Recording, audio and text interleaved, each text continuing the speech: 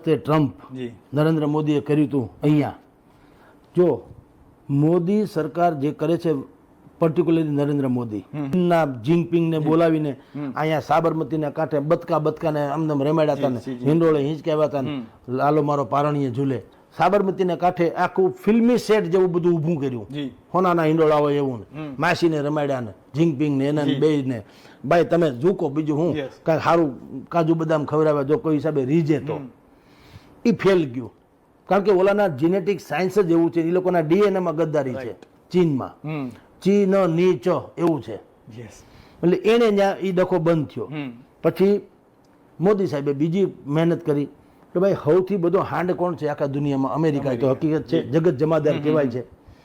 ચાલો એની અહીંયા નાંગળું નાખીએ, કમસે કમ એને પટાવવાની કોશિશ કરી. એટલે નમસ્તે ટ્રમ્પ કરીને એ કાર્યક્રમ કર્યો કોરોના કાળ વખતે. એ પછી એની વિપક્ષોએ આલોચના કરી, જુદી વાત એની, એ વાજિબ છે.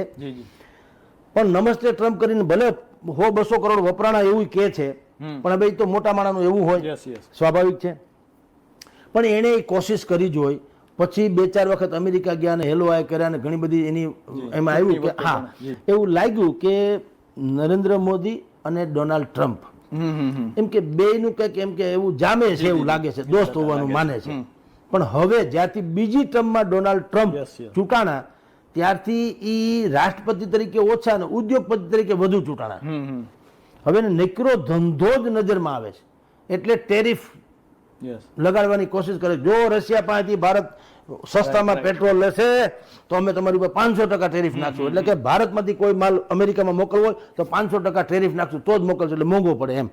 સત્તા ઉપર ભાજપ જ આવવાનું છે, એ બધાને લગભગ હવે અત્યારે ખાતરી થવા માંડી હતી. કારણ કે કોંગ્રેસે સાબિત કરી દીધું કે અમે ક્યાંય છીએ નહીં, મજા કરો તમે, અમે ચૂંટણી સિવાય બહાર નીકળશું નહીં, એટલે તમે તમારા લેર કરો. શિવાજી જયંતિ હોય કે તાત્યા તોપેની જયંતિ હોય, જાણે રાણી લક્ષ્મીબાઈની જયંતિ હોય યા ગમે હોય, અમે નહીં નીકળીએ. અમે તો મત લેવાનો વારો આવવાનો છે તેથી કે હું આળો મોરડીને કે ભાઈ કોઈને કઈ વધારાના મત હોય તો આ બાજુ આવવા દેજો. કોંગ્રેસના નેતાઓ એ ભેગા થઈને નક્કી કરશે કે આપણે નવો મોરચો ખોલવો કે પછી વિસાવદરમાં જે કૂપળ ફૂટી છે ડાળ, એ ડાળે ટીંગાઈ જવું.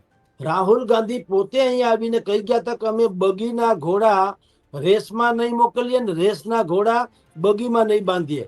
પણ આ તો ત્રીજો એકણે કીધું અમારે ત્યાં ત્રીજા, આ જુઓ આ રાહુલ ગાંધીની જ ભાષા છે હો, એ કે અમારે ત્યાં વધુ એક ઘોડા છે, નામ છે લંગડા ઘોડા. એટલે આમ જુઓ તો એ ક્યાંય ના નહીં. પાંજરાપોળમાં ગાય દોવા દે અને બાકીના જે છે ને પાંજરાપોળ સહિત બાકીની વિસ્તાર છે ને એમાં હાચવવું પડે જીવે ત્યાં સુધી. ગૌશાળા અને ઓલો બેયમાં ફેર. ઢોરવાડામાં ગૌશાળામાં, ઢોરવાળો હોય ને પશુવાળો, એમાં જીવે ત્યાં સુધી હાચવવાના. ગૌશાળામાં ગાય દોવા દે. એટલે આ લોકોએ શું કર્યું કે એવા બે વ્યક્તિને મૂક્યા કે જેને લંગડા ઘોડા કહેવાય, રાહુલ ગાંધીની ભાષામાં, આપણી ભાષામાં નહીં. તો તમે યંગસ્ટર્સની વાતો તો કરતા હતા, ભાઈ ક્યાંય કર્યું તો નહીં. કોંગ્રેસ આખી અને પાટીદાર જેવો પાટીદાર જે સબૂળો, તમારી જાણ ખાતર 17-18% પાટીદારોની વોટ બેંક છે ગુજરાતમાં. અને કોંગ્રેસે પણ જે કઈ અત્યારે કોંગ્રેસનું થોડું ઘણું બચ્યું કુચ્યું તેમાં પાટીદારોનો બહુ મોટો સિંહ ફાળો છે. હવે ઈ પાટીદાર નેતા એ બધાએ પત્ર લખીને કેસી વેણુગોપાલને કીધું, રાહુલ ગાંધીને કયો અમને મળવા બોલાવે ને અમારી વાત સાંભળે, અને આ પ્રમુખ પદ અમને મળવું જોઈએ. પ્રમુખ પદ તો ઘેર ગયું, રાહુલ ન મળ્યા. બોલો, મળવાનો ટાઈમ ન આપ્યો. બોલો, તો સમાજ એટલું પૂછે નહીં કે તમારા ને તમારા નેતા તમને મળવાને લાયક નથી બનાવતા, તો તમે અમારા પ્રશ્ન હું તળું સોલ્વ કરવાના? સરકાર પાસેથી ક્યાંથી તમે કરાવી શકો? તમારા ને તમારા પક્ષમાં તમારું હાલતું નથી, તમે આ શાસક પક્ષમાં ક્યાંથી હાલવાનું? એટલે પાટીદારોને તો કાયદેસર તમારી જાણ ખાતર આમાં અપમાનિત કરે એમ તો હાલે. ઉપરાંતની બીજી ના, કોઈ રઘુવંશી હોય, કોઈ પટેલ, બીજા કોળી હોય, કોઈ ક્ષત્રિય હોય, યા કોઈ પણ હોય, એ પ્રકારના આહિર હોય, એવા ધારાસભ્યોને પણ અથવા તો સંસદ સભ્ય કક્ષાના નેતાઓને પણ બોલાવશે.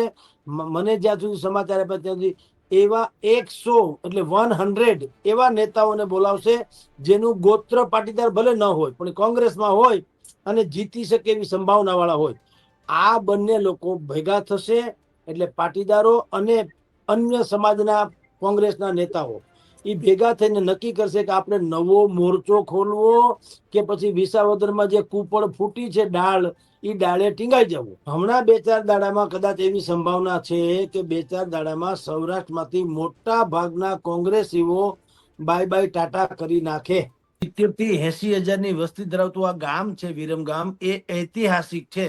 સિદ્ધરાજ જયસિંહ જે આપણે કહીએ છીએ ને સિદ્ધરાજ જયસિંહ, એના માતા મિનળ દેવી. મિનળ દેવીએ અહીંયા એક જેને અર્ધ સહસ્ત્ર લિંગ એવું કહી શકાય એવું એક સરોવર બનાવેલ છે, મુનસર તળાવ. એ તળાવની ફરતે 350-400 જેટલા તો મંદિરો છે.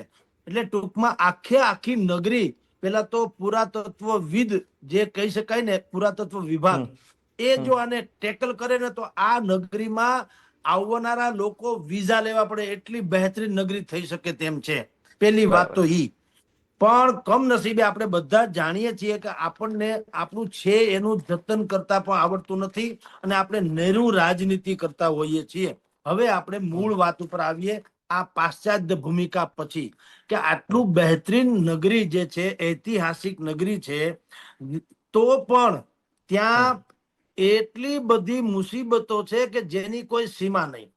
આખા શહેરમાં અંડરગ્રાઉન્ડ જેને ગટર વ્યવસ્થા કહેવાય, ડ્રેનેજ સિસ્ટમ એટલી બધી કથળી ગયેલી છે કે ચારેક ગટરના પાણી ઉભરાઈને આજકાલથી નહીં 25 વર્ષથી છે ડિંડક. બોલો, 25 વર્ષથી. એ નગરપાલિકા જે છે એમાં અત્યારે જે નગરપાલિકા વિરમગામની છે એમાં 36 કોર્પોરેટર છે, એમાંથી 28 જણા ભાજપના છે. પણ હરામ બરોબર આ બકરાની લીંડી જેવું, કોઈ એકબીજામાં હંપ નથી, બધા છૂટા છૂટા રખડે છે.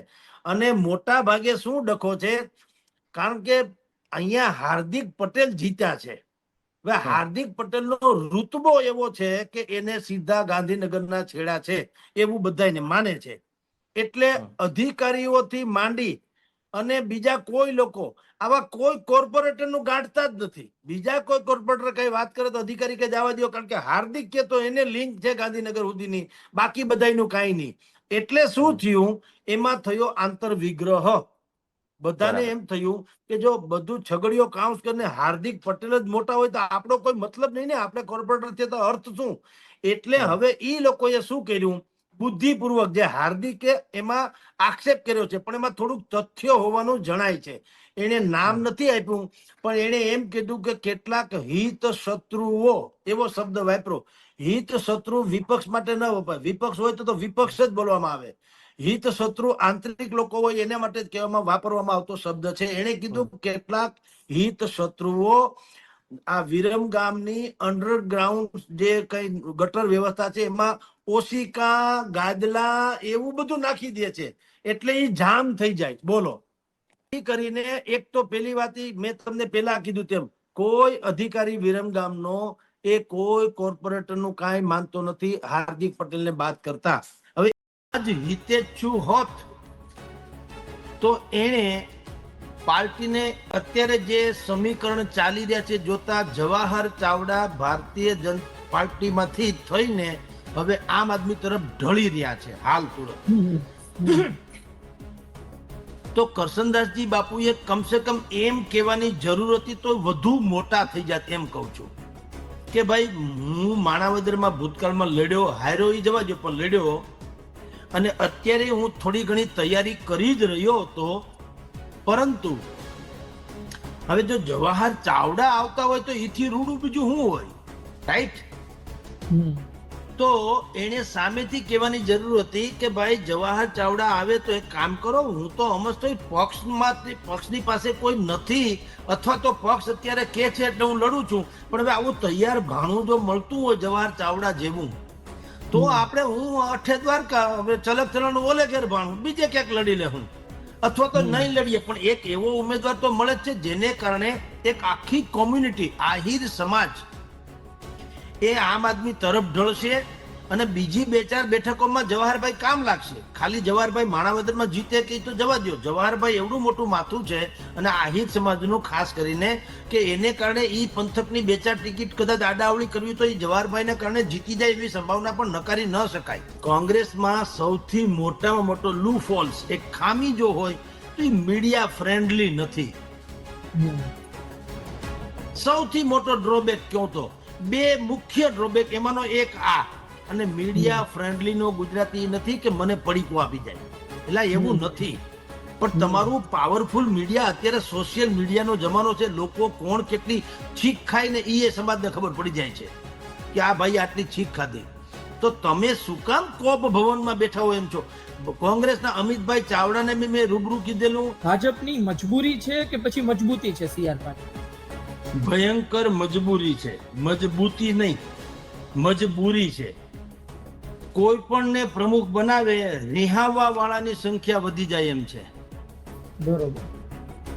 એટલે મુશ્કેલી, અને એટલો મોટો જૂથવાદ અત્યારે ચાલે છે કે જો કોઈ કોથળામાંથી બિલાડું કાઢવાની જે નરેન્દ્ર મોદીને ને એને ટેવ છે હંમેશા, એવું કોઈ અલગ પ્રકારનું વ્યક્તિત્વ મૂકવામાં નહીં આવે તો લખી રાખજો, ભારતીય જનતા પાર્ટીમાં બહુ મોટો ભૂકંપ સર્જાશે. ગુજરાતમાં હળી કરે જ છે, આવવાની ક્યાં કરો. ગુજરાતમાં મોટે પાયે ધમધમાટ ચાલે છે એનો.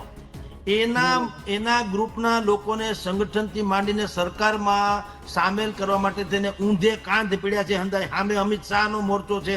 અહીંયા કરશનદાસજી બાપુ આમ આદમી પાર્ટી માટે જગદીપ ધનખડજી સાબિત થયા. સેમ, બેયની પરિસ્થિતિ સેમ છે. અને હાવ ઓપનલી જાહેર થાય તો સેમ એના જેવું છે. કરશનદાસજી બાપુ એ આમ પહેરવેશમાં સાધુ સંત ચરિત લાગે, પણ એની મહત્વકાંક્ષા, એની જીજીવિષા, આગળ ધપવાની એની જે પ્રવૃત્તિ, એમાં આમ ખોટું ભલે કાંઈ નથી, પણ સાધુ ચરિત વ્યક્તિત્વથી થોડું વિપરીત છે. એ સંસારી જીવ છે, 2 સંતાનોના પિતા છે. એટલે આમ તમારી જાણ ખાતર લોકો પ્રથમ દ્રષ્ટિએ ભ્રમ પેદા થાય કે કોઈ ગાદીના મહંત હશે, તો એવું કઈ છે નહીં. પણ ભણેલ ગણેલ વ્યક્તિ છે, બહુ સારા ઓરેટર્સ છે, મેન્ટર એટલે મોટિવેશનલ સ્પીકર પણ છે. એટલે સાવ તમે એને કિનારે કરી શકો એવું વ્યક્તિત્વ પણ નથી. પણ જુઓ, સાધુ ચરિત તમારે દેખાવું અને હોવું એ બંને વચ્ચે આસમાન જમીનનો ફેર છે.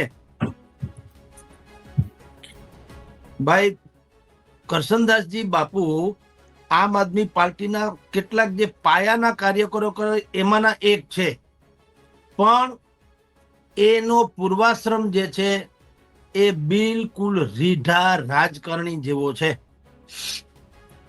અગાઉ તેઓ કોંગ્રેસમાં હતા અને બોલ્યા બારા છે. આપણી ભાષામાં કહીએ તો બોલ્યા બારા.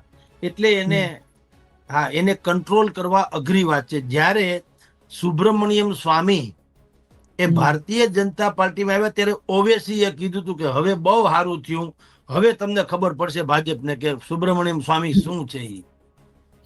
તમારા હાથના કર્યા અહીંયા વાગશે, એમ ટૂંકમાં. આ કેસમાં એવું થયેલું.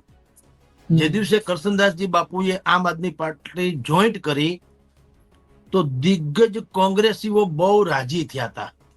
એને કીધું કે બહુ સારું થયું, અડધું પડધું આપણું કામ, આપણું એટલે વિપક્ષનું કામ આમ આદમી માટે બાપુ પૂરું કરશે. અને અંતે એ જ થઈને રહ્યું. કરશનદાસજી બાપુ માણાવદરની સીટ ભૂતકાળમાં લડી ચૂક્યા, ભવિષ્યમાં લડવાના હતા. તમે જુઓ, ગઈકાલ સુધી આપણે જે ગોપાલ ઇટાલિયા વિસાવદરમાં લડતા હતા ને એ લડતા હતા ત્યારથી મેં જનતાની મગજમાં વાત હતી આપણે કરી કે ભાઈ ગોપાલભાઈ આશાની કિરણ છે, ઉમ્મીદ છે, એટલે જીતશે વગેરે વગેરે.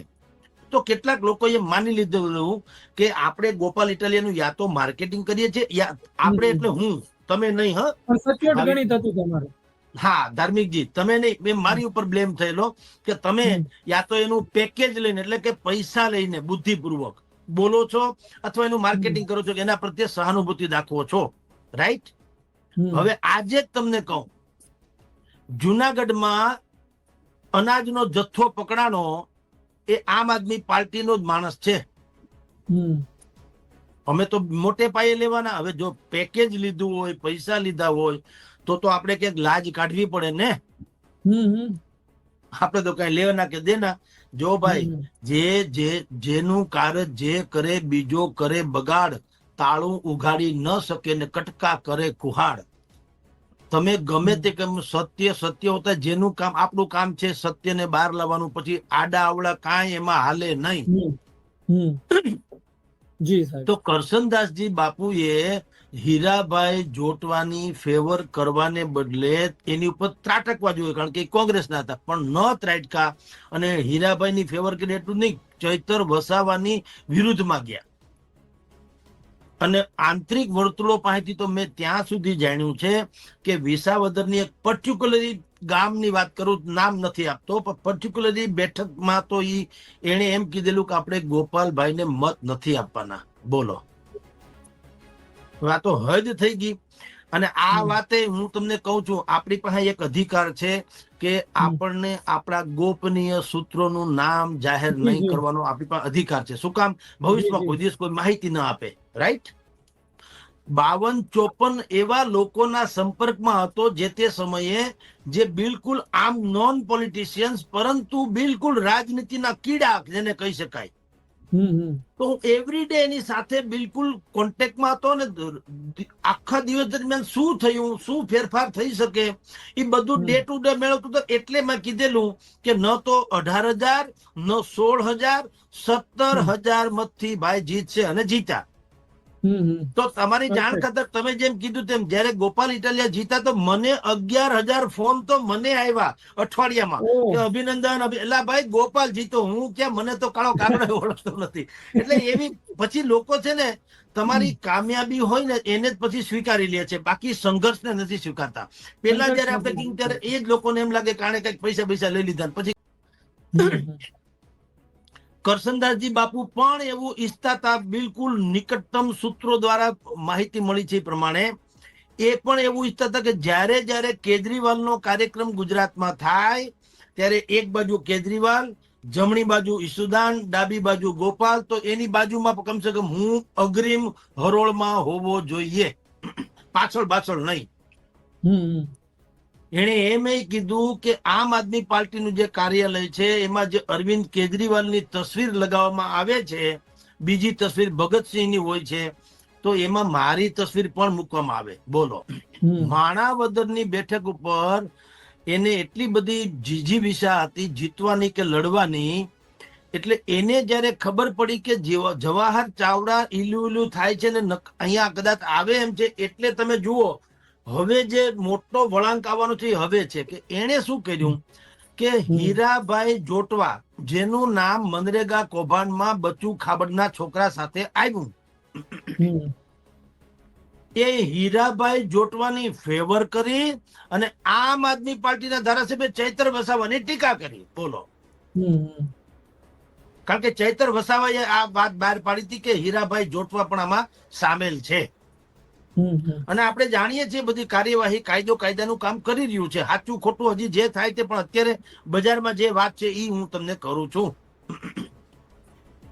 તો હીરાભાઈ જોટવા તો કોંગ્રેસી છે, તો કરશનદાસજી બાપુએ તો હીરાભાઈ જોટવાની ઉપર માછલા ધોવા જોઈએ ખરેખર તો, કારણ કે એ આમ આદમી પાર્ટીના, પોતે આમ આદમી પાર્ટીના છે, કોંગ્રેસને આમ આદમી પાર્ટી તો રાઇવલ છે. અત્યારે ગઠબંધનનો ભાગ તો રહી નથી. એને બદલે એને કરશનદાસજી બાપુએ હીરાભાઈ જોટવા પ્રત્યે કૂણું વલણ દાખવ્યું. શું કામ?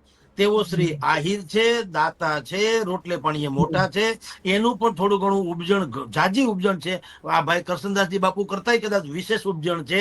એટલે માણાવદરની બેઠકમાં જો હીરાભાઈ જોટવા મદદરૂપ થાય એમ છે, એટલે એની ફેવર કરી, વિપક્ષમાં હોવા છતાંય. હવે આ સાધુ ચરિત વ્યવસ્થા તો છે નહીં. સાધુ ચરિત વ્યવસ્થા કોને કહેવાય?